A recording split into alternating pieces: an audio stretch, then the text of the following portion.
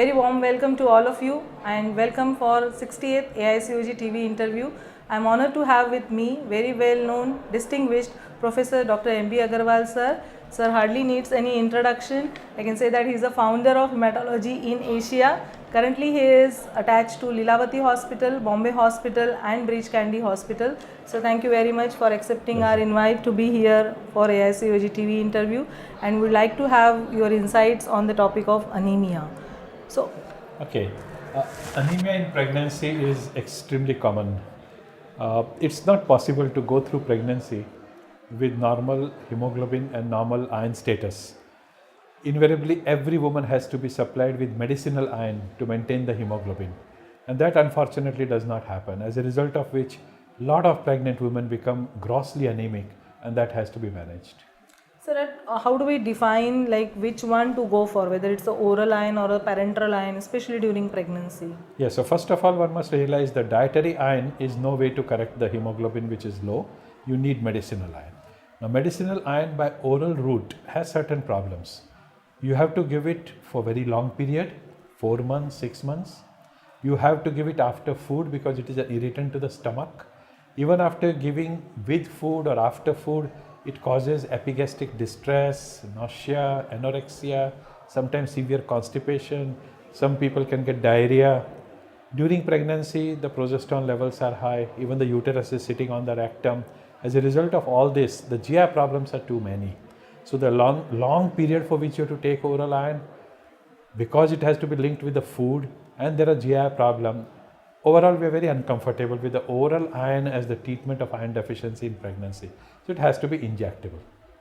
So amongst injectable iron, we have various generations of the injectable iron. So what are those newer agents and how they are beneficial than the older agents? Sure. So previously we used to have very painful intramuscular injections like iron dextran available as Imferon and all. These are almost obsolete. One, because they were painful. Second, there was a risk of anaphylaxis which can even kill a woman. Now all those are even banned in the Western world. So today we use only intravenous iron. And out of these intravenous iron, the latest of the product is FCM, ferric carboxymaltose, FCM. Now the advantage of this preparation is that the total dose that you calculate, it may be 1 gram or maybe 1.2 grams or 1.5 gram, can be administered in a short period of 15 minutes intravenously or 15 minutes.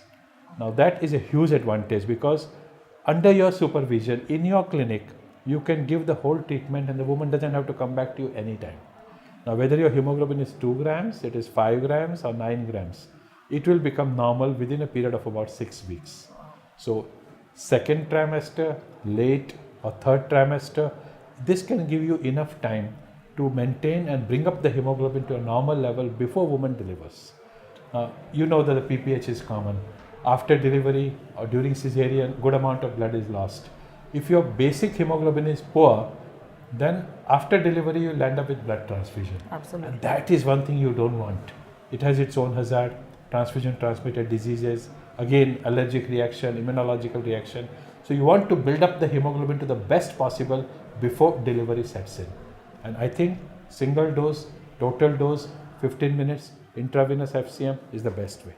Absolutely. So from second trimester, we can very well given the. That's right. If a woman has come in first trimester, you got ample time. Okay. And in first trimester, no parental preparation have been tried. So give oral iron. If it is second trimester, third trimester, then speed is required, reliability is required, convenience is required, under supervision is required. So I would say 15 minutes IV infusion FCM is the best. Absolutely. Previously iron sucrose was there, which is also very safe, but cannot be given as a total dose in one sitting. So woman has to be called repeatedly, 3 sittings, 4 sittings, 5 sittings, which becomes inconvenient and expensive. So what has been the hemoglobin rise that you have seen when it is being given in pregnant women, with Sure. especially with FCM? So it takes about 6 weeks for the hemoglobin to normalize. If your hemoglobin is very low, 3-4 grams, then it jumps. Within 1 week, it can go up by 1 or 2 grams. Within 2 weeks, it can go up by 3-4 grams. And by 6 weeks, it can make it normal by 11 grams.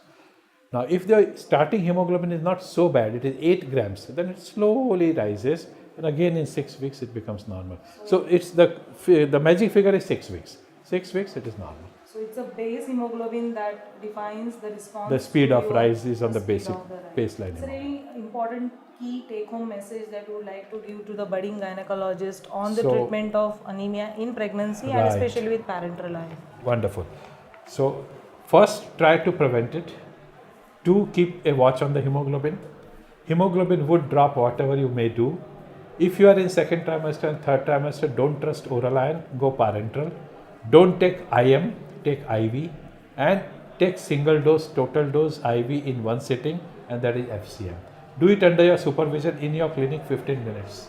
Job is done. Thank you very much, sir. Thanks for your precious time and thanks for visiting. Pleasure. Thank you.